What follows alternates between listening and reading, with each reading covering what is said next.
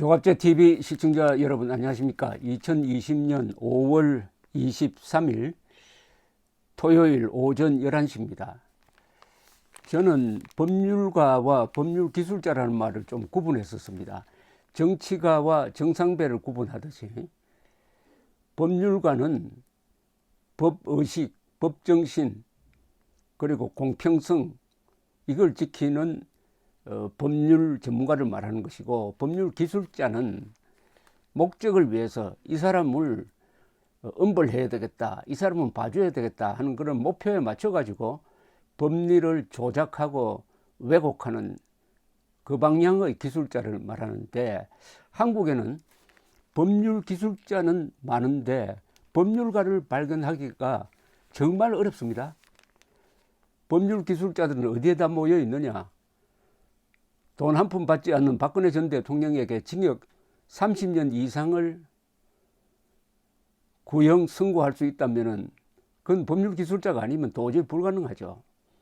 동시에 어제 금융위 국장 시절 금융업체 대표 등 4명으로부터 4,956만 원어치의 뇌물을 받은 혐의로 기소된 유재수 전 부산시 경제부시장에게 징역 1년 6개월에 집행유예 3년을 선고하고 석방할 수 있는 이 재판부도 법률 기술자 그룹에 속할 것이라고 생각을 합니다.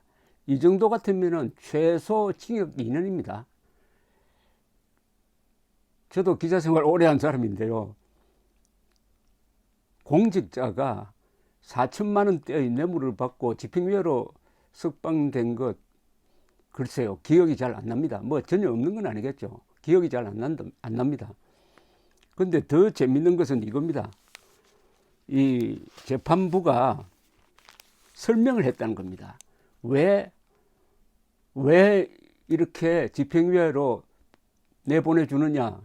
설명을, 선고 이외에 설명문을 냈다는 거. 이거는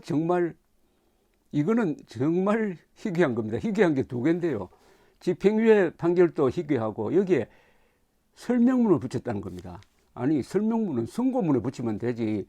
이거는 다분히 언론을 의식을 해가지고 언론과 여론 무마용 아니겠습니까? 그런데 이 설명문이 오히려 더 큰 파장을 부르고 있습니다. 더 큰 조롱이라고 그래야 되겠네요. 재판부는 유 전 부시장이 금융업계 인사들에게서 받은 오피스텔 사용 대금, 항공권 비용, 골프채, 채무 면제액 등 대부분을 유죄로 인정했습니다. 다만 유 전 부시장의 아들이 받은 인턴십 기회와 수표 200만 원, 부하 직원이 받은 과일 선물 등 제3자 뇌물은 청탁이 있었다는 근거가 약하다면서 무죄로 판단을 했습니다. 재판부는 양형 이유에 대해서 이렇게 설명을 했습니다. 반복적으로 뇌물을 수수한 것은 비난 가능성이 작지 않다. 그러나 사적인 친분이 뇌물 수수의 큰 이유가 되었던 것으로 보인다. 개별 뇌물 액수가 크다고 단정하기 어렵고 선의로 재산상 이익을 제공한다고 생각할 여지가 전혀 없지 않다. 이 뭐냐면은 평소 친한 사람에게서 뇌물을 받았다. 그러니까 어떤 대가성을 바라는 것보다는 선의로, 친하니까 선의로 주었을 가능성이 있다 라고 설명을 했는데, 글쎄요, 그러면 이렇게 한번 생각할 수 있는 거 아닙니까? 그럼 뇌물 주고받는 사이는 다 친한 사이 아닐까요? 아니면 친하다고 위장을 해야 되는 거 아닙니까? 생판 모르는 사람한테 뇌물 받는 사람이 있습니까? 그럼 앞으로 다 뇌물죄는 어떻게 됩니까? 거의 다 집행유예가 되겠습니다. 친한 사람들끼리 주고받았다. 그러니까 선의다, 대가성이 약하다. 선의? 그건 참 주관적입니다. 선의. 여기에 대해서 조선일보의 인터뷰에 응한 익명의 현직 검사장은 사적 친분 관계를 양형 감경 사유로 삼은 것은 보다 처음 본다. 뇌물을 아는 사람한테 받지 생판 모르는 사람에게 받느냐, 제 이야기하고 똑같네요. 뇌물 공여자들은 친분을 가장한다. 가장한다. 근데 이 판사 눈에는 그렇게 안 보였던 모양이죠. 뭐 친한 사이끼리니까 별 부담 없이 돈 준 거 그 별것 아니다 이거 아니겠습니까? 한 변호사는 직무 관련성이 있는 사람들과의 친분은 감경 사유가 아닌 가중 사유다. 가중 사유라고 했습니다. 이 좀 똑같은 사안을 법률 기술자인 판사가 해석하는 거하고 다른 사람이 해석하는 게 이렇게 다릅니다. 친한 사람끼리 뇌물을 받고 청탁을 들어주고 하는 이 대가 관계는 더 엄중하게 처벌해야 된다는 겁니다. 엄중하게. 그런데 재판부는 친한 사이니까 봐줄 수 있다 이런 논리입니다. 친하다는 사안을 놓고 완전히 상반된 판단을 하고 있습니다. 형사법을 전공한 교수는 김명란법 시행 이후 도덕 기준이 어떻게 높아졌는지 판사는 모르는 것 같다. 뭐 모르게 하겠습니까? 판사가 정치적 고려를 안 했다면 저는 이런 판결이 나오기 어렵지 않겠느냐 생각을 합니다. 한 현직 판사도 이런 이야기를 했네요. 뇌물죄 양형이 세져서 1,000만 원 뇌물 수수도 6개월에서 징역 2년 실형이 나오는 경향이다. 뇌물 수수액이 3,000만 원에서 5,000만 원 사이면은 기본 양형이 3년 내지 5년이고 받은 금품액이 4천만 원이 넘는 사건에서 집행유예를 선고하는 경우는 거의 못 봤다. 동료 판사를 이렇게 비판을 하고 있습니다. 그런데 검찰은 이 유 전 부시장에게 징역 5년을 구형을 했어요. 전형적인 탐관 오리의 모습이다라고 엄중하게 논고를 했습니다.